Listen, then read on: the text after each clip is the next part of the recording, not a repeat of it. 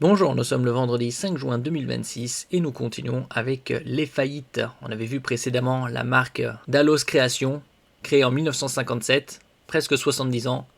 Faillite, c'était la marque qui était derrière les lunettes que Macron portait à Davos au début de cette année. Forcher, 650 € la paire. Ici, c'est Duralex. On leur avait promis 8% de rendement. Les Français qui ont investi dans Duralex vont-ils revoir leur argent? Peu probable, mais qui sait? Duralex fait partie du patrimoine industriel français depuis 70 ans. Cette année, son chiffre d'affaires devrait grimper à 34 millions d'euros. En novembre dernier, Duralex avait lancé une levée de fonds citoyenne qui avait suscité l'intérêt de 21 000 personnes. Une petite ville. Mais ce lundi 1er juin, l'entreprise a de nouveau été placée en redressement judiciaire. L'argent de ces investisseurs particuliers est-il définitivement perdu? Nous verrons ça par la suite. N'oubliez pas de vous abonner pour plus de news nationales, européennes et internationales sur ce monde dans lequel nous vivons.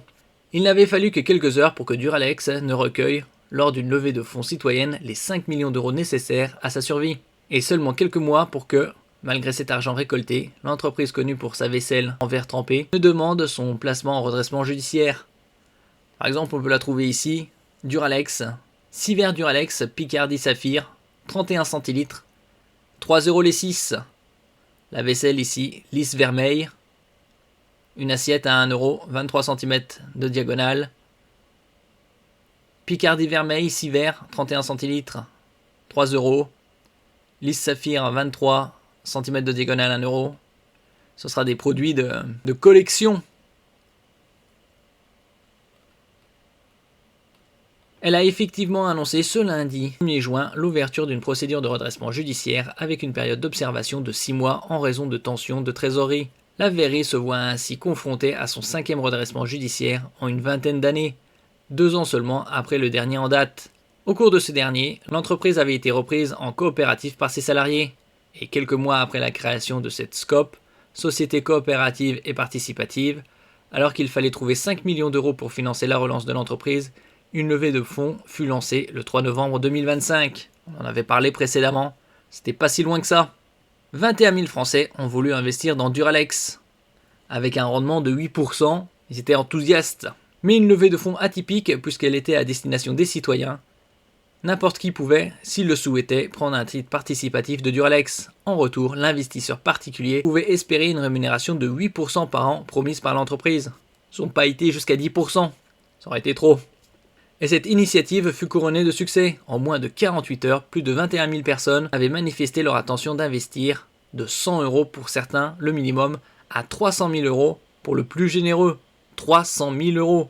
Au total, 19,8 millions d'euros auraient pu être récoltés, soit bien plus que ce dont Duralex avait besoin, puisque c'était 5 millions. L'entreprise avait donc finalement préféré plafonner à 1 000 € l'investissement possible, ce qui a tout de même permis de récolter 7 millions d'euros. Et le moins qu'on puisse dire est qu'elle a bien fait de limiter ainsi le montant pouvant être investi, car avec le plafonnement en redressement judiciaire annoncé ce lundi, il y a un fort risque de perte en capital pour les personnes ayant investi. Et très clairement, il vaut mieux ne perdre que 1 000 € plutôt que 300 000. Et donc ici, 5% de chance de récupérer son argent. C'est mieux que zéro, on va dire. Par ailleurs, Philippe Crevel note que lorsqu'une entreprise est en redressement judiciaire et rembourse ses dettes, certains créanciers sont prioritaires.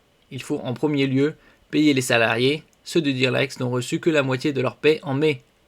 Les frais de justice, le trésor public, l'URSSAF, les banques, ainsi de suite. Puis viennent seulement après les créanciers dits chirographaires, c'est-à-dire ceux simples, parmi lesquels on compte les fournisseurs et donc les investisseurs particuliers.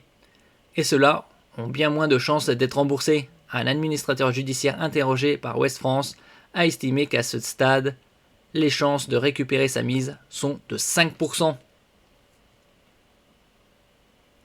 Merci pour votre écoute et à la prochaine.